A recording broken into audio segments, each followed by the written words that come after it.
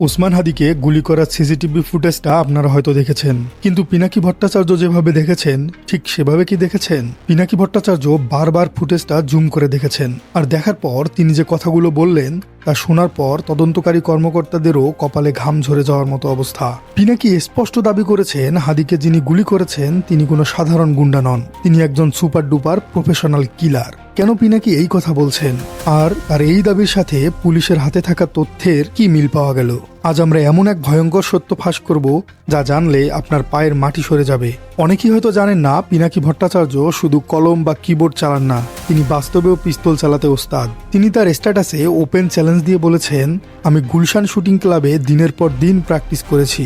আমার নিশানা কতটা নিখুঁত তা সেখানকার ট্রেনার আর পুলিশও জানে। আমি একজন প্রো লেভেলের শুটার। কিন্তু পিনাকি বলেছেন, এত প্র্যাকটিস করা সত্ত্বেও আমি পিনাকি ভট্টাচার্যও যদি চলন্ত মোটরসাইকেলের পেছনে বসে আরেকজন চলমান মানুষের মাথায় গুলি করতে চাই, আমিও পারবো না। এটা এত সহজ নয়। ভাবুন তো, একজন এক্সপার্ট শুটার বলছেন তিনি পারবেন না, অথচ হাদির উপর হামলাকারী চলন্ত বাইকে বসে ভিড়ের মধ্যে চোখের পলকে মাথায় গুলি করে পালিয়ে গেল।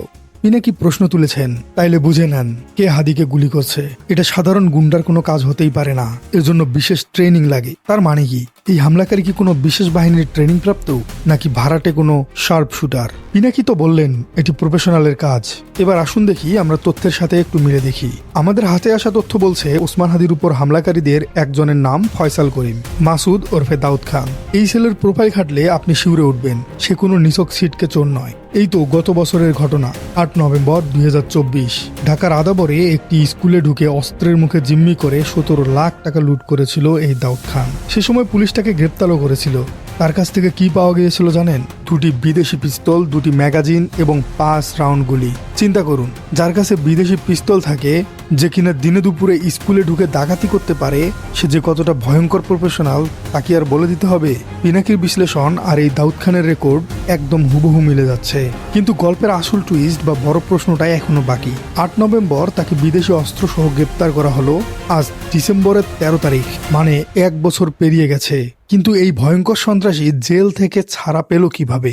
অস্ত্র মামলা, ডাকাতি মামলা, বিদেশি পিস্তল উদ্ধার, সাধারণত এসব মামলা জামিন পেতে বছরের পর বছর সময় লেগে যায়। আর এই ছেলে মাত্র 1 বছরের মধ্যেই বিদেশি পিস্তল নিয়ে ধরা পড়ার পরেও জামিন পেয়ে গেল, এবং জামিন পেয়েই সে আবার হামলা চালালো ওসমান হাদির। এখানেই গন্ধ পাওয়া যাচ্ছে গভীর কোনো ষড়যন্ত্রের। পিনাকি ভট্টাচার্য ঠিক এই ইঙ্গিতটি দিয়েছেন। এই দাউদ খানের পিছনে কি কোনো বড় গডফাদার আছে? প্রশাসন বা আদালতের ভেতরে কি এমন কেউ আছেন যারা এই কিলারের শেল্টার দিচ্ছে? প্রশ্ন হলো, এই ছেলেকে আসলে জামিন দিল কে?